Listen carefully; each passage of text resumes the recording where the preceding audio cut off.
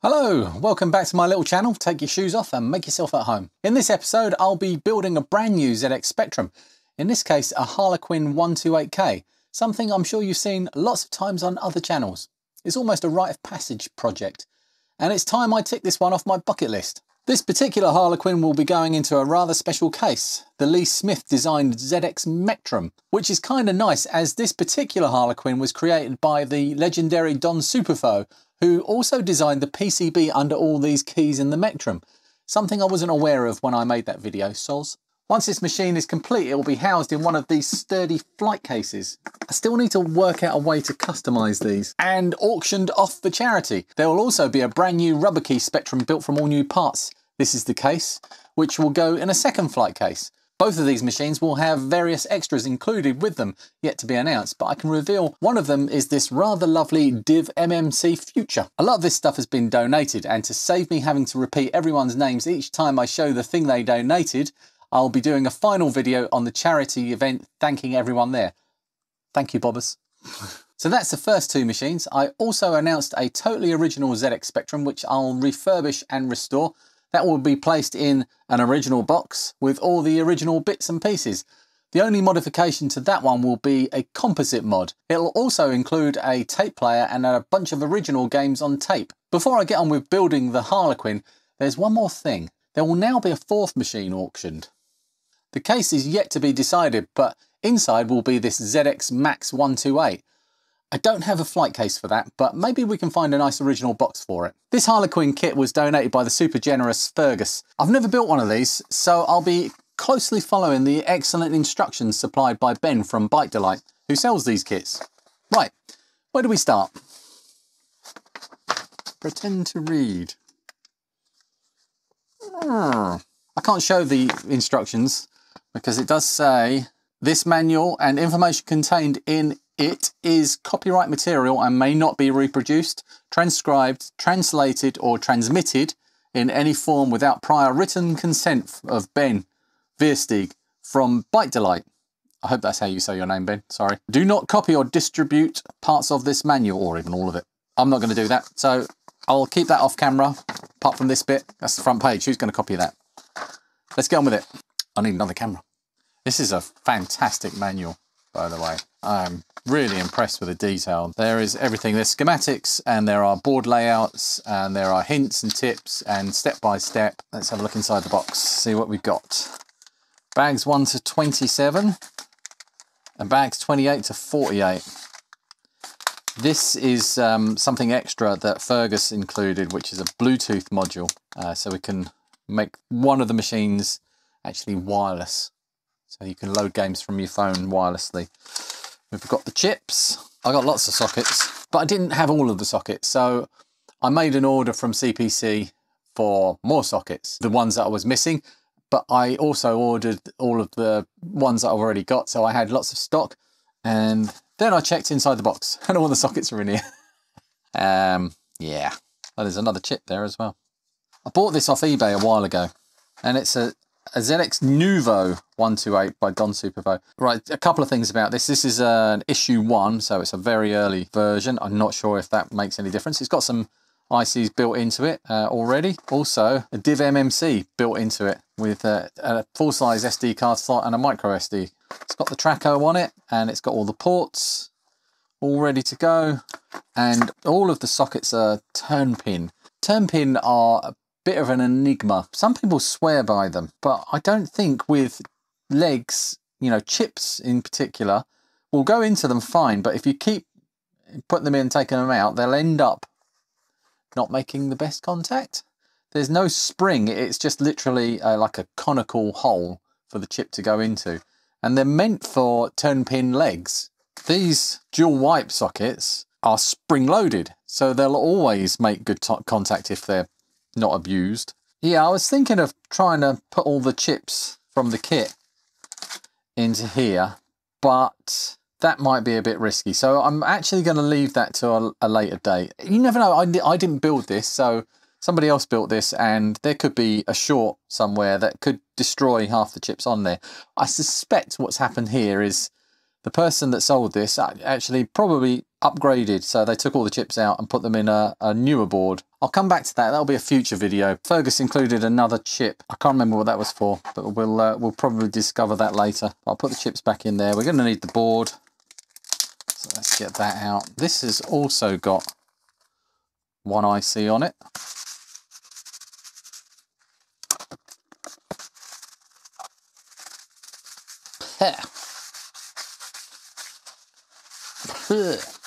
That was strong. Okay, diodes. Bags 1 to 3. 2, 3. I've put a few of the first ones in, and I got my lead bender out. That space of the narrowest one there is 1 centimetre, and the spacing for these diodes is 0.8 of a centimetre, or 8 mil. So I've had to print out a new lead bender, and it's not as nice as these ones because when you're bending with these ones, the actual component sits in the middle there, and it's nicely held. This one didn't print amazingly well, but I have to hold the diode in the middle and then bend the leads around to get it the right way. So we've got a little black mark at the end there, and on here D7 there, there's a little mark at that end, so that goes in that way around, and then on the other side, once it's flat, I just spread the legs out like that.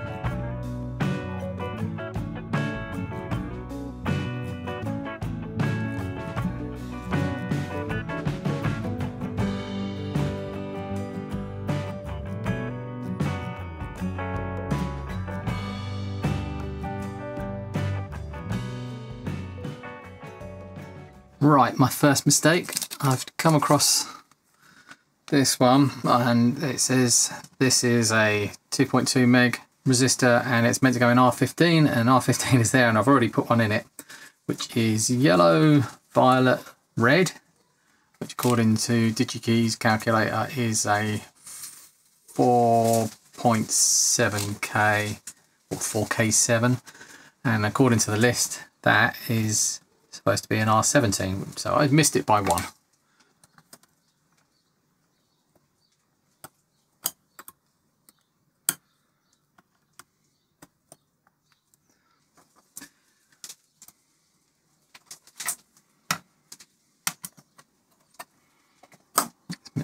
there.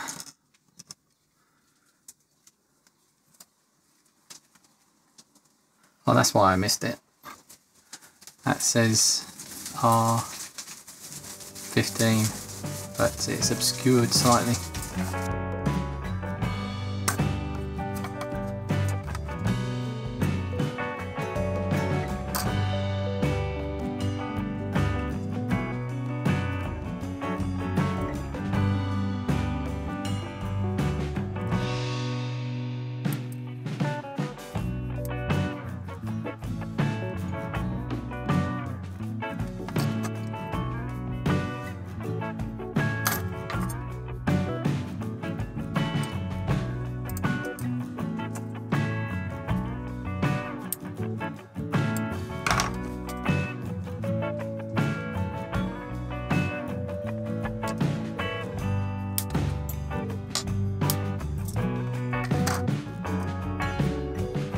Okay.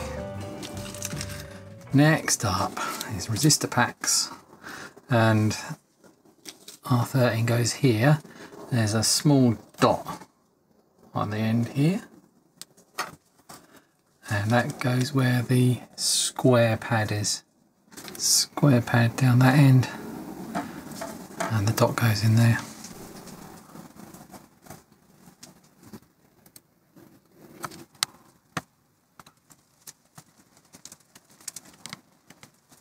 And I've got 3 more to do.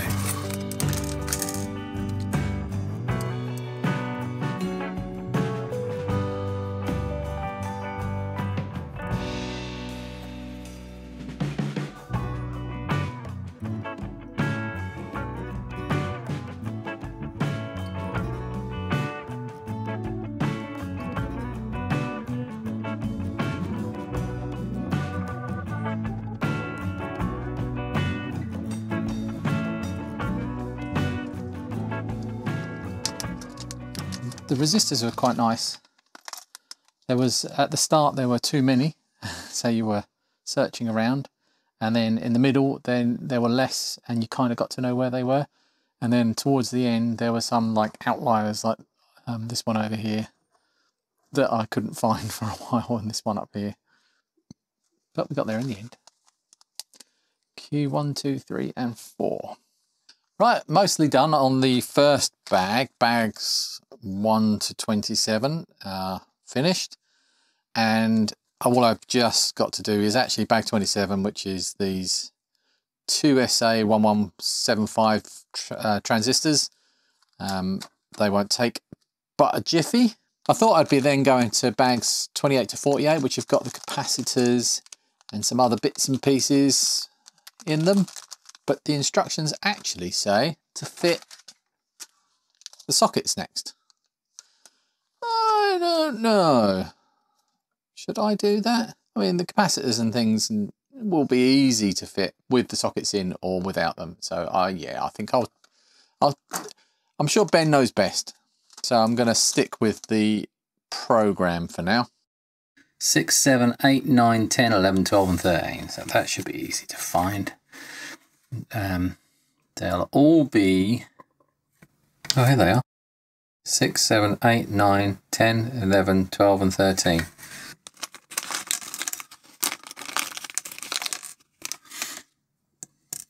These are ECB, emitter collector base, and the base Is marked on the board. So they go, they're a funny shape, that way around.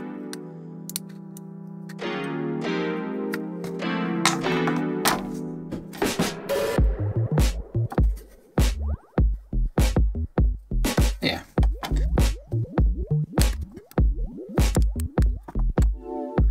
Look at the base.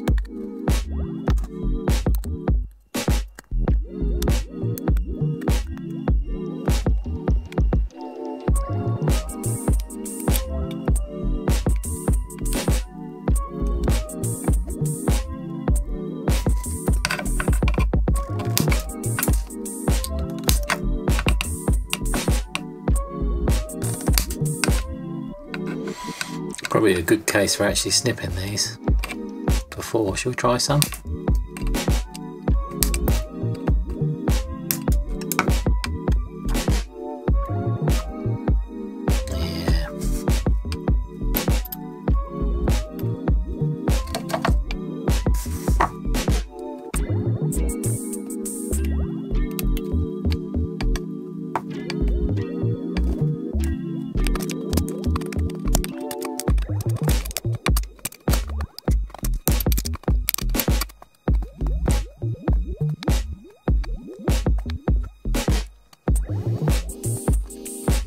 Lovely.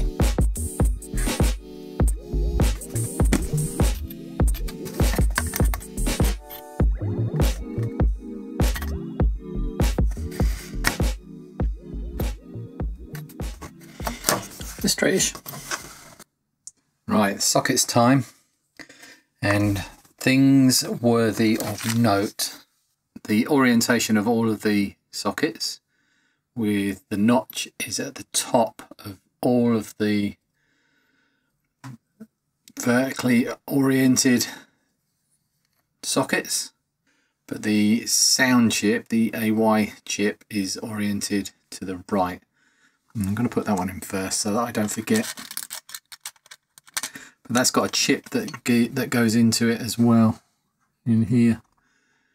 But I'm pretty sure I can get that in after the fact. I'm not worried about that. So let's get one done. Same with every single one of these. I'll solder a corner, opposing corners. Some people will do the middle. I quite like the idea of doing that. I might do that in a minute. And then pressing on the back, reflow the joints. And then you can do the rest.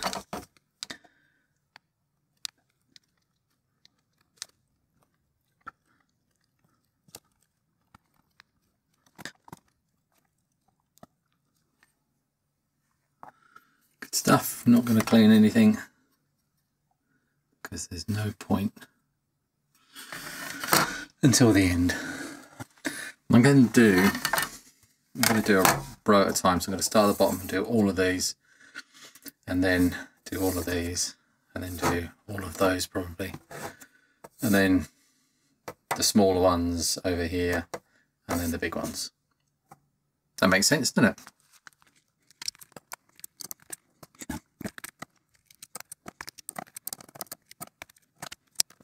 Now what I'm going to use here, blue tape.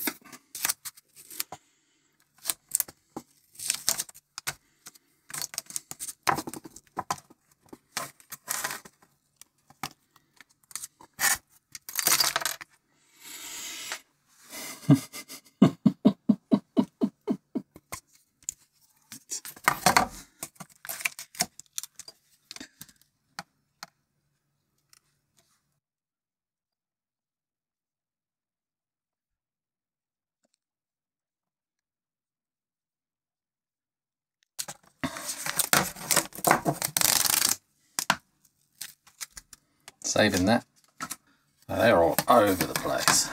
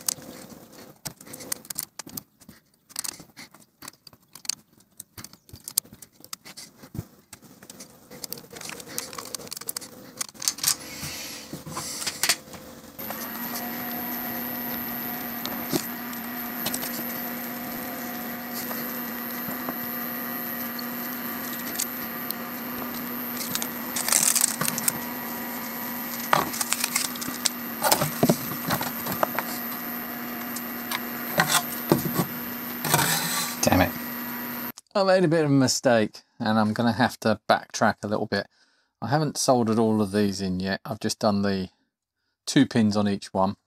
But this row here, I have soldered all of them in. And if I can get this at the right angle, you can see in places like there and there and there that the pin is sticking up. So the holes are a bit grabby, and the way I normally do this on things like Spectrums, it doesn't seem to work well on these, so I'm going to have to do the sockets one at a time so that I'm not fighting against all the other ones. These ones, I'm going to have to remove quite a few of these. That one's actually not too bad, but there's a couple that the pin is sticking right up, like that one, and that one, that one, and that one. So off camera, one at a time, I'm going to remove these and put the pin in the right place and then put them back. If you know, I ruin the sockets, it's fine because I've got lots of spares. It's not a problem, but I need them to be right.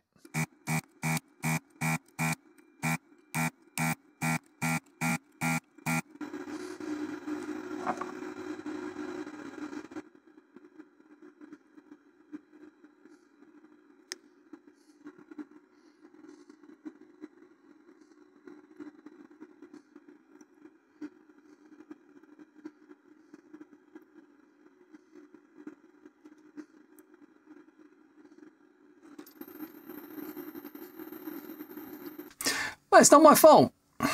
I've got here some of the sockets that came with the kit, and this is one of my socket from my stash. I buy all my sockets from CPC, and they come in these long tubes like this.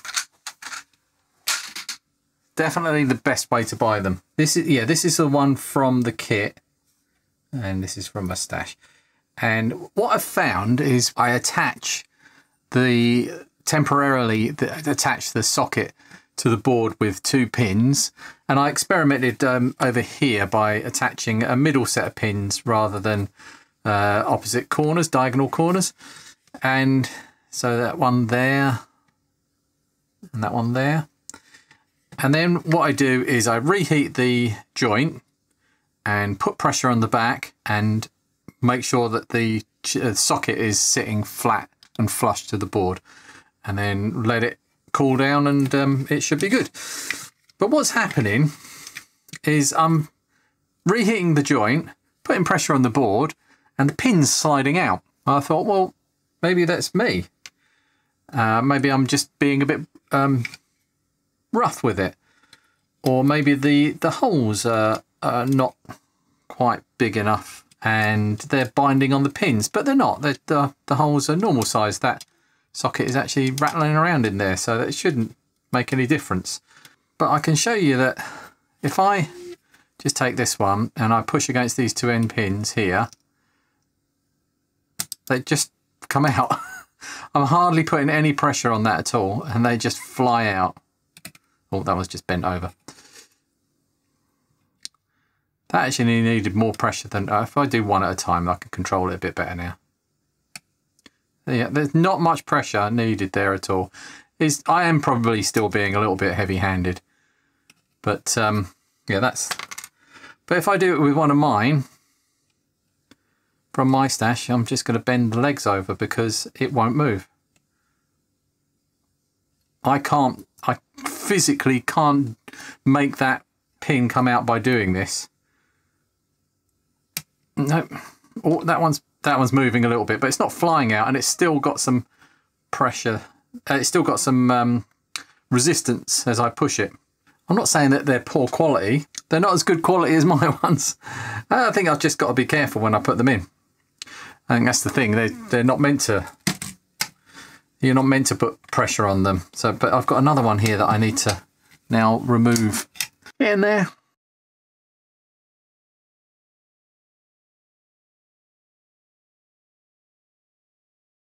Right, that's the sockets done. The sockets are fine. They are a little bit looser than the ones I'm used to, but once I got my method down, I managed to put them in without making any more of the pins slide out, and they're all in place. I did put one in the wrong way round, this one, and I used my desoldering gun to take it out again, and I scratched the solder mask, but I'll patch that before, after I've cleaned it all.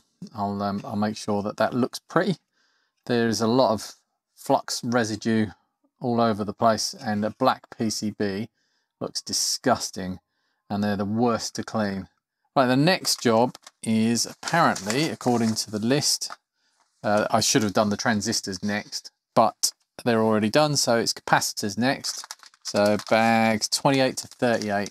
Right, C25 and C40. I will come back. This will be really boring, so see you in a bit. Right, it took me a while to find 25. It's actually in this block of 4 here. So that one is 25, and then you've got 22 is next to it. I think that's right. It does actually say on the instructions the order is 22, 25. Oh, right, so what? So that's 22 and that's 25. What? That can't be right. Oh no, it's 25, 22, 23, 24. So 23, so it's 25, 22, 23, 24. Okay, that is not very clear. But I now got to find 40. I don't know where that is. Oh, it didn't take me long. I found it. It's just above these resistors here.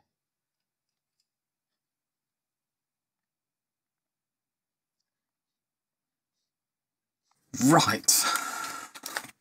So I've got a crystal here to go into Y1, and then for Y2 I've got this PAL marked one or an NTSC marked one. So what I'll do is I'll put the PAL one in, and if it does go to an NTSC region, this will be included in the auction, or in the kit, so that can just be swapped over. And at request, I'll swap it over. Y2 goes over here.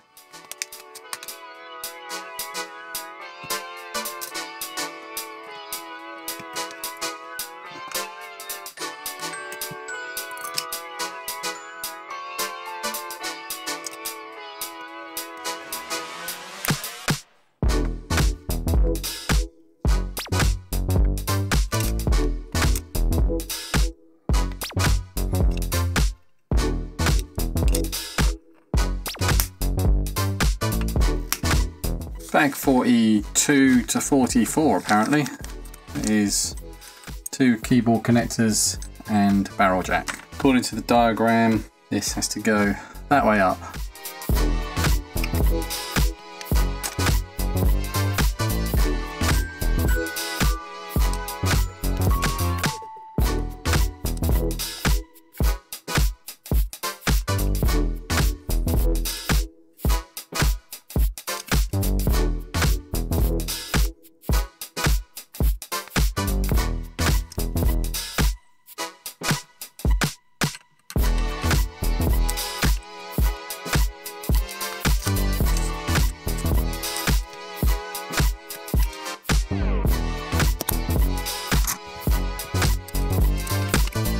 Very skew width.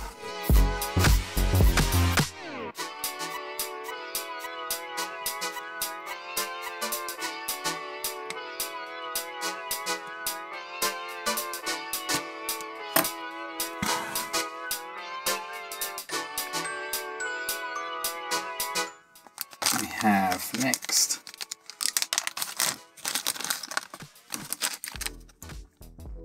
the mic, ear and stereo sockets. Go up here.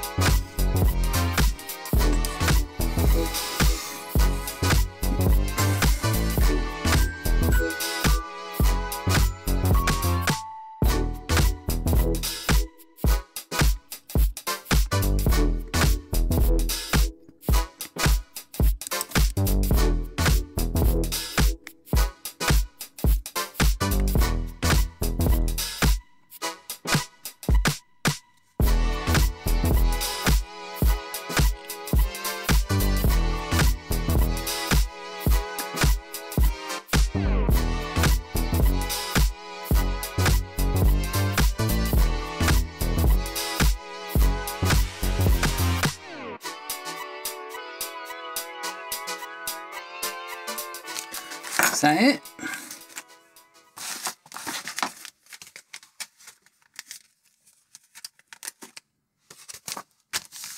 Where's the voltage regulator?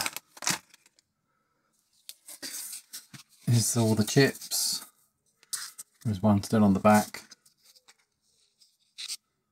And this is a 5-volt switching regulator that's been made specifically to fit this point here.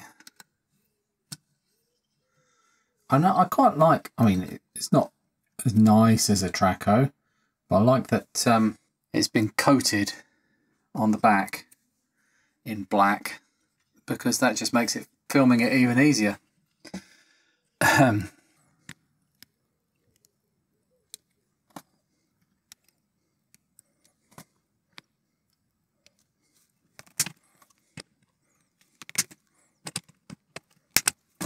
Definitely reflowing those. This is what people talk about when they talk about the shock of cutting. I did forget something. Switch block. Apparently goes in here.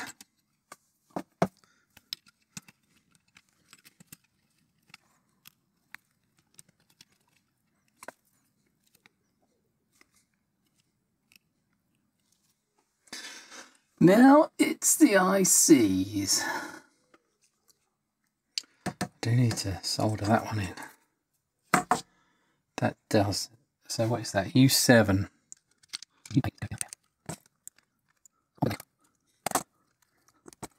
I can't remember the last time I soldered a chip directly to the board.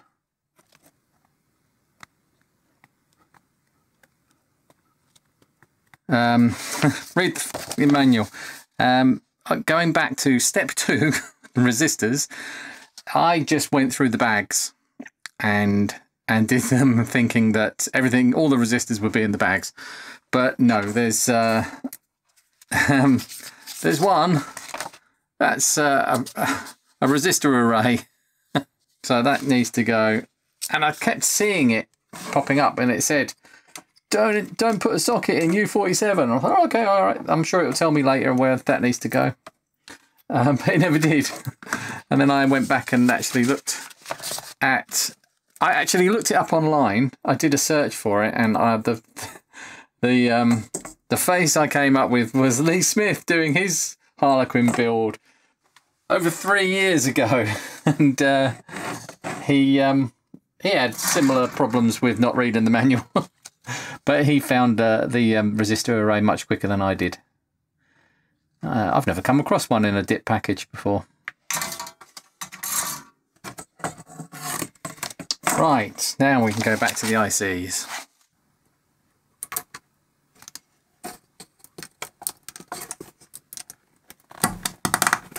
So I'm going to run all of them through my leg bender.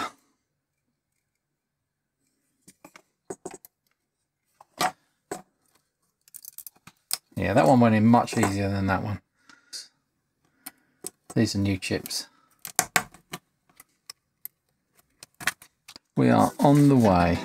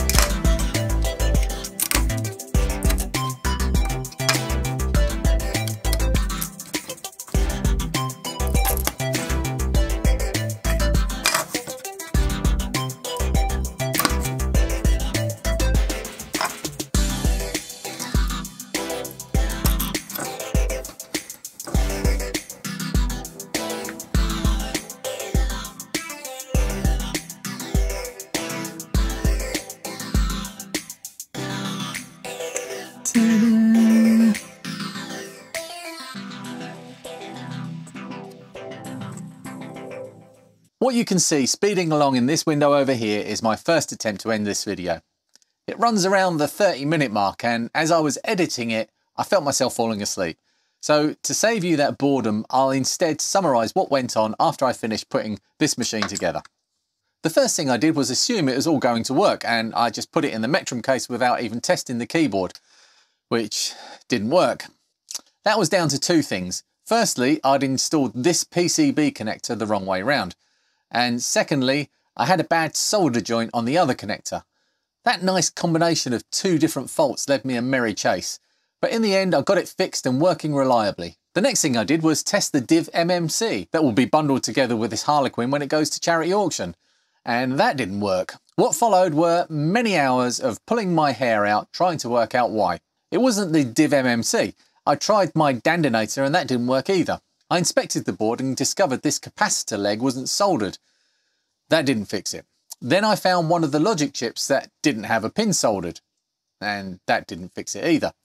More hair pulling. I was starting to run out. I asked on Twitter, or whatever it's called this week, if anyone had any ideas what was going on, and Byte Height No Limit, or @TeleTextR, replied with this image from their instruction manual, which specifically mentions the Div MMC when it says to make sure to copy the contents of a 16 or 32K ROM into the empty space of a 64K ROM bank. My own version of this manual words this slightly different and doesn't mention the Div MMC specifically, but to my great shame I'd missed this important piece of information. My record lately on reading the instructions is poor, to say the least. In essence, what this is asking you to do is to not leave any blank space in the ROM banks.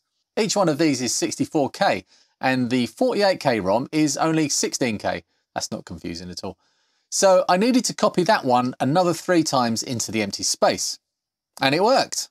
Both the Div MMC and the Dandinator were now working with whatever ROM I selected. I did have some more problems soon after this with the addresses noted in the instructions for each of the ROM banks. I'd copy a certain ROM into that space and set the dip switches accordingly, only for that to not work. Turns out the new ROM that I'd copied was now in a different bank. I don't know if it's a problem with my build or probably much less likely a problem with the instructions, but it took me a while to work out which dip switch settings corresponded with which ROM bank. I got it sorted in the end and now have the 48K, the 128K, the 128K plus 2A, a few games and utilities, and best of all, a ZX81 ROM that turns this into a kind of ZX81. I also tested the new RGB SCART cable I bought from Byte Delight, and the picture is just amazing. I'll spend the next few weeks making sure everything is working as it should. It's one of those machines that needs to be used in a variety of ways to make sure it's all okay. That's my excuse anyway. A small announcement, this amazing Spectrum along with 4 other machines will be up for auction on eBay, finishing on the 16th of September. We're raising money for the Befriending Scheme charity. Go and check out the page. If you can drop in a donation for this excellent cause, that would be amazing. On the 16th, I'll be doing a 12-hour live stream where I'll be joined by some amazing special guests. More on that soon. The theme of the day will be friends. I want to hear your stories. If you'd like to make a short video or want me to read out your story on the stream, please get in touch. All the social links apply and are in the description. Good old-fashioned email is in the About section of my YouTube homepage. Hopefully, together we can raise a big pile of money for the Befriending Scheme. Currently, the total stands at £1,123. I need to thank Fergus for donating the Harlequin kit. That was super generous. And Lee Smith from Lee Smith's Workshop for giving me the Metrum case, which actually started this whole thing. Yeah, Lee, this is all your fault. Also, Neil from MLK Media, who's been an amazing help to me along the way. Doing this kind of thing alone is close to impossible. There just aren't enough hours in a day, and your help has been invaluable. Cheers, mate. This was a super fun build, and I count myself very lucky to be able to do this kind of thing. Once this is buttoned up, the next video is going to be the brand new original ZX Spectrum 48K. The best one, let's be honest. Built completely from new parts. What? I hope you enjoyed this video, and 10 million internet points to anyone that uses the secret key phrase "I watched the whole thing on purpose" in the comments section below. Thank you for watching. I'll see you in the next one. Goodbye. I didn't spit that time.